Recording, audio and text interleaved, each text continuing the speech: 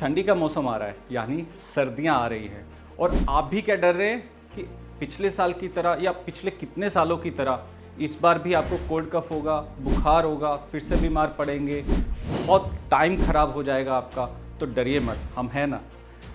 सर्दियां आ रही हैं, ये आपको नुकसान नहीं पहुंचाती, ये आपके इम्यून सिस्टम को बढ़ाती है, ये आपके अंदर की पावर को एक्टिवेट भी करती है, लेकिन इसके लिए कुछ नियमों का पालन करना पड़ता है। सबसे पहले सर्दियों में क्या खाना है इसके ऊपर निर्णय करना पड़ेगा, क्योंकि हम क्या करते हैं, बहुत ज़्यादा हैवी मील लेना शुरू कर देते हैं और सर्दियों के कारण ना तो हम वॉक पे जा पाते हैं, ना एक्सरसाइज कर पाते हैं, ना योगा कर पाते हैं, क्योंकि ठंड के कारण तो रज़ाई लेकर हम छुप कर बैठे हैं। तो यहाँ पर हमें अपने खाने को हल्का ही रखना है और पका हुआ खाना कोशिश करें एक ही वक्त लें, और जब बहुत ज़्यादा भूख हो तभी ले, क्योंकि उस वक्त में आपकी जो आंतें हैं, आपके अंदर अगर लोहा भी चला जाए ना, उसे भी डाइजेस्ट कर देंगी।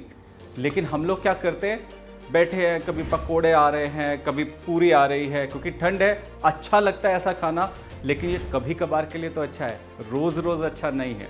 और साथ में आपने कई ऋषि मुनियों को देखा होगा कि बर्फ़ में बैठ के तपस्या कर रहे हैं, शरीर पे एक ही कपड़ा होता है और बर्फ़ उनके पूरे शरीर को ढक लेती है, लेकिन उन्हें ठंडी नहीं लग रही होती।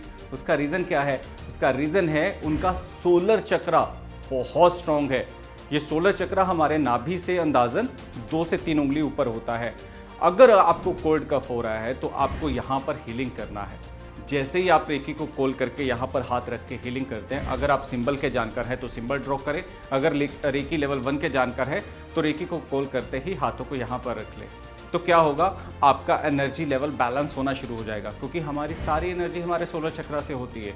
हमारा पूरा शरीर यहीं से चलता है, एक तो यहाँ से चलता है, दूसरा यहाँ से चलता है। अगर दोनों में से एक भी चीज़ इधर उधर हो जाए तो आपका पूरा जीवन उथल पुथल हो जाता है और आपके शरीर में फिर बीमारियाँ, स्ट्रेस, ये सारी चीज़ें आने लगती है।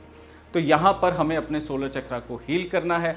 5 मिनट का ध्यान करना है। वो ध्यान कोई भी, या तो आप अपना कोई भी मूल मंत्र, जिस भी धर्म से हैं, जिस भी रिलीजन से हैं, अगर मूल मंत्र समझ में ना आए तो ओम का जाप करें। अगर ये भी करना आपको लगता है कि ये किसी धर्म से रिलेट करता है तो निकल जाइए ऐसे झंझटों से बाहर, सिर्फ अपनी सांसों की तरफ ध्यान दीजिए। ये किसी धर्म से रिलेट नहीं करती, ये आपका जीवन सार है। अगर ये रुक जाएंगे तो आप कहाँ बचेंगे?